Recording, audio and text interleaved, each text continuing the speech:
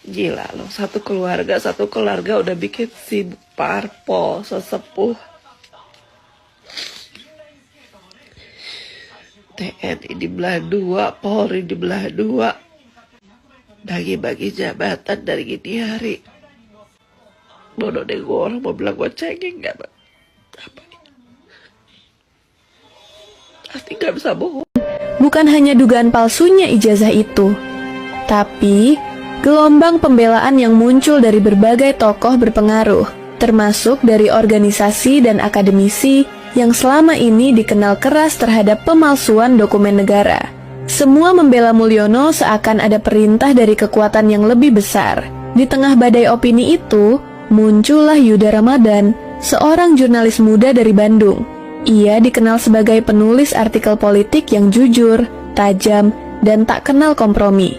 Ketika banyak rekan seprofesinya memilih diam atau bermain aman, Yuda justru menulis sebuah opini berjudul, "Kita butuh kebenaran, bukan kepalsuan berbaju nasionalisme." Tulisan itu meledak dan viral dalam waktu kurang dari 2 jam. Tapi dampaknya tak main-main. Email Yuda diserang, nomor pribadinya disebar. Bahkan, kantornya mendapat surat peringatan dari pihak tak dikenal. Namun Yuda tak bergeming. Ia justru semakin penasaran, kenapa begitu banyak orang penting melindungi Mulyono. Saat ia menyelidiki latar belakang akademik Mulyono, sebuah nama mengejutkan muncul dalam arsip lama Fakultas Hukum tempat Mulyono mengaku kuliah. Dr.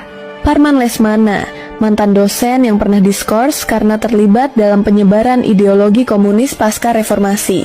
Nama itu menghilang bertahun-tahun, namun kini, dalam dokumen digital yang berhasil dipulihkan oleh teman hackernya, Yuda melihat log aktivitas email doktor. Parman masih aktif, bahkan digunakan untuk mengirimkan puluhan surat dukungan atas legalitas ijazah Mulyono ke berbagai lembaga negara. Dan yang membuat jantung Yuda berdegup cepat, di salah satu email itu tertulis, "Agenda harus lanjut, Mulyono adalah simbol. Kita hanya butuh legalitas palsu agar dia sah menjadi wajah baru di atas panggung. Bangkitkan jaringan lama." Yuda menggulir layar laptopnya dengan tangan bergetar. Ia tahu, ini bukan lagi tentang ijazah, ini tentang sejarah kelam yang coba disusupkan kembali lewat sosok populis.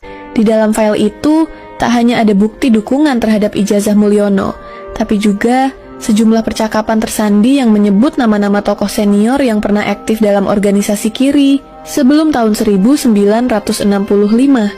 Namun nama-nama itu bukan sembarang nama. Sebagian di antaranya kini menjabat sebagai pembina yayasan pendidikan, anggota Dewan Penasihat Lembaga Hukum, bahkan beberapa tampil rutin sebagai narasumber di televisi nasional. Temukan dokumen bersampul merah dengan cap rahasia negara. Di dalamnya ada daftar nama tokoh yang pernah ditangkap karena dugaan penyebaran ideologi komunis di kampus-kampus setelah reformasi. Nama Dr. Parman Lesmana tercantum paling atas. Namun yang membuat Yuda tertegun adalah kolom penjamin tahanan yang tertulis di bawahnya. Kolom itu mencantumkan Mulyono. Yuda menerima telepon dari seorang narasumber lamanya, Pak Bambang, mantan aktivis mahasiswa tahun 90-an, yang kini menjadi pengajar di salah satu universitas swasta. Suaranya terdengar tergesa dan berat. "Yud, kalau kamu benar-benar nemu dokumen itu, kamu harus hati-hati. Mereka bukan cuma punya kekuasaan, mereka punya jaringan lama yang bisa menyingkirkan siapapun tanpa jejak. Mulyono adalah simbol mereka. Dia adalah proyek jangka panjang yang sekarang sedang dipoles ulang. Dan kamu baru saja membuka pintu yang selama ini semua orang takut buka." Belum sempat Yuda bertanya lebih jauh. Sambungan telepon terputus. Deringnya berubah menjadi notifikasi masuk dari pesan singkat tak dikenal. "Berhenti sekarang, atau kami pastikan kau tak bisa menulis lagi. Sinyal kita bukan cuma disadap, tapi sekarang semua ucapan bisa dipelintir. Mereka punya alat, punya ahli, dan punya kuasa berat." Pada tahun 2002, ada sebuah pertemuan rahasia di Solo. Dihadiri beberapa ex-aktivis kiri yang pernah dibui pasca 1965. Mereka tak lagi terang-terangan bicara ideologi. Yang mereka rancang adalah strategi baru, menyusup ke sistem. Mereka bentuk jaringan intelektual, masuk ke kampus, masuk ke partai, masuk ke media. Tugas mereka waktu itu hanya satu, menyusup, berbaur, lalu menunggu saatnya tampil. Ketika melihat satu foto yang tak asing, salah satu anggota Dewan Pendidikan Nasional saat ini. Dia juga, tanya Yuda tak percaya. Sebagian besar tak lagi menyebut diri PKI, tapi mereka adalah penerusnya. Dan ketika ijazah Mulyono dipersoalkan, mereka panik. Karena itu bukan cuma tentang Mulyono, tapi tentang proyek besar mereka selama 20 tahun yang bisa runtuh. Hanya satu hal kini yang terus bergema. Siapa sebenarnya yang menjalankan semua ini dari balik layar? Dan seberapa jauh mereka telah menembus jantung kekuasaan?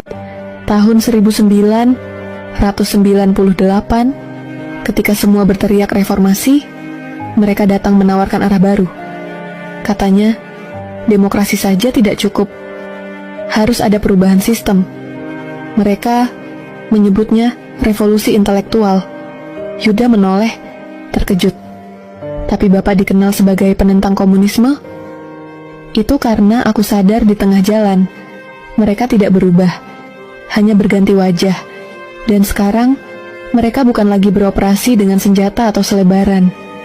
Mereka pakai ijazah, jabatan, dan panggung publik. Di antara file-file itu, ia menemukan satu dokumen yang tak ada dalam daftar indeks, berformat rekaman suara. Terdengar suara seorang pria tua, bicaranya lambat namun penuh tekanan. Kalau kita ingin ideologi ini kembali hidup, kita tak bisa pakai cara lama.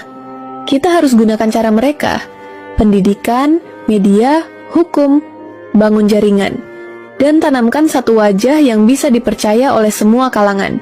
Itu Mulyono. Yuda tak mengenali suara itu, tapi jelas dari cara bicaranya bahwa pria itu adalah tokoh besar di balik layar. Ia lalu membuka data metafile dan menemukan catatan lokasi. Gedung pertemuan tertutup di Sleman, 2011. Di saat yang sama, pesan masuk ke ponselnya. Nomor tak dikenal, hanya satu kalimat. Kau mendekat ke inti, tapi berhati-hatilah, inti bisa membakar semua yang menyentuhnya. Ini adalah perang ideologi yang disamarkan dalam bahasa hukum, legitimasi, dan ijazah. Wajah Mulyono terus muncul dalam pikirannya, sosok bersih, tenang, dan selalu mengatasnamakan kepentingan rakyat. Tapi kini, semua retakan di balik wajah itu mulai terlihat. Ia mulai meragukan, apakah rakyat sedang dibohongi atau justru sedang diarahkan menuju sesuatu yang lebih kelam dari sekadar kepalsuan dokumen. Suara diskusi terdengar jelas. Mulyono harus tetap berdiri. Kalau dia jatuh karena soal ijazah, semua skema kita ikut runtuh. Kita akan dianggap bohong selama 2 dekade. Percaya saja, rakyat mudah dikendalikan kalau tokoh panutannya tak terguncang. Dan kalau publik terlalu kritis, tanya seorang pria, kita pecah isu. Alihkan ke konflik agama, ekonomi, atau politik luar negeri. Semua sudah kita siapkan. Ini bukan hanya konspirasi soal ijazah, ini adalah operasi sistematis untuk menjaga eksistensi paham lama yang menyusup lewat wajah baru. Berisi rencana propaganda, daftar tokoh media, dan jadwal penggiringan opini publik. Di halaman pertama, tertulis besar-besar, Proyek Rakyat Terpimpin, tahap ketiga, tahun implementasi 2025, narasi pemersatu bangsa melalui figur tunggal. Dan di bawahnya, sebuah foto hitam putih Mulyono muda dikelilingi 4 tokoh tak dikenal. Salah satunya mengenakan pin berbentuk bintang 5 berwarna merah. Di balik semua propaganda, ternyata ada satu wajah yang mengarahkan semuanya. Tokoh tanpa nama yang belum terungkap di permukaan.